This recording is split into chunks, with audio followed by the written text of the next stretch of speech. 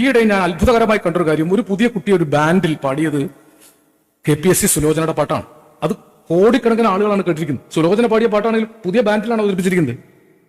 വെള്ളാരം കുന്നിലെ പൊന്മുളം കാട്ടിലെ പുല്ലാങ്കുഴലൂതും കാറ്റേവാ. ഈ വെള്ളാരം കുന്നിലെ അടിച്ചു നോക്കിയാൽ നിങ്ങൾ സുലോചനയുടെ പാട്ടല്ല, ഏറ്റവും പുതിയ ജനറേഷനിലെ ഇപ്പൊ ഇതാണ് ആൽഫ ബീറ്റ തലമുറയിലൊക്കെ പെട്ട കുട്ടികൾ ആ പാട്ടുകൾ പാടുന്നുണ്ട്. അവരതിനൊന്നും ഉപേക്ഷിച്ചിട്ടില്ല.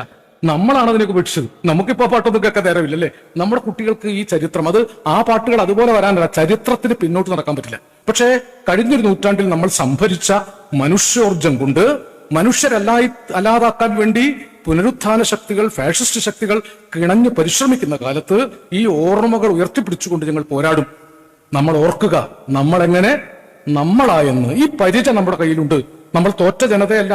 അനേകം മനുഷ്യർ ചോര നീരാക്കി പോരാടിയിട്ടാണ് ഒരു മാതൃക കേരളം ഉണ്ടാക്കിയത്. അതുകൊണ്ടാണ് കേരളം പ്രളയകാലത്ത് മാതൃകയായത്. അതുകൊണ്ടാണ് കോവിഡ് കാലത്ത് മാതൃകയായത്.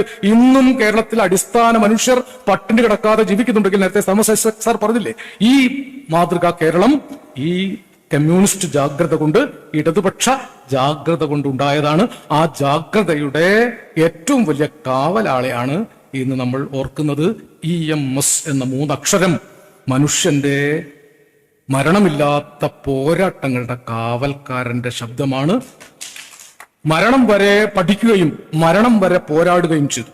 അവസാനത്തെ ലേഖനവും ദേശാഭിമാനിക്ക് എഴുതി കൊടുത്ത് മഷി ഉണങ്ങുന്നതിന് മുമ്പ് സ്വച്ഛന്ത മൃത്യുവിനെ പോലെ കണ്ണടച്ച EMS തരുന്ന സമരപുളകങ്ങൾ തൻ സിന്ദൂരമാലകൾ അത് നമുക്ക് അവകാശപ്പെട്ടതാണ്. അതുകൊണ്ട് പ്രിയ സഖാക്കളെ, തുടിപ്പു നിങ്ങളിൽ നൂറ്റാണ്ടുകളുടെ ചരിത്രമെഴുതിയ ഹൃദയങ്ങൾ, തുടിപ്പു നിങ്ങളിൽ നൂറ്റാണ്ടുകളുടെ ചരിത്രമെഴുതിയ ഹൃദയങ്ങൾ, കൊളുത്തി നിങ്ങൾ തലമുറ തോറും കെടാത്ത കൈത്തിരി നാളങ്ങൾ, കൊളുത്തി നിങ്ങൾ തലമുറ തോറും കെടാത്ത കൈത്തിരി നാളങ്ങൾ.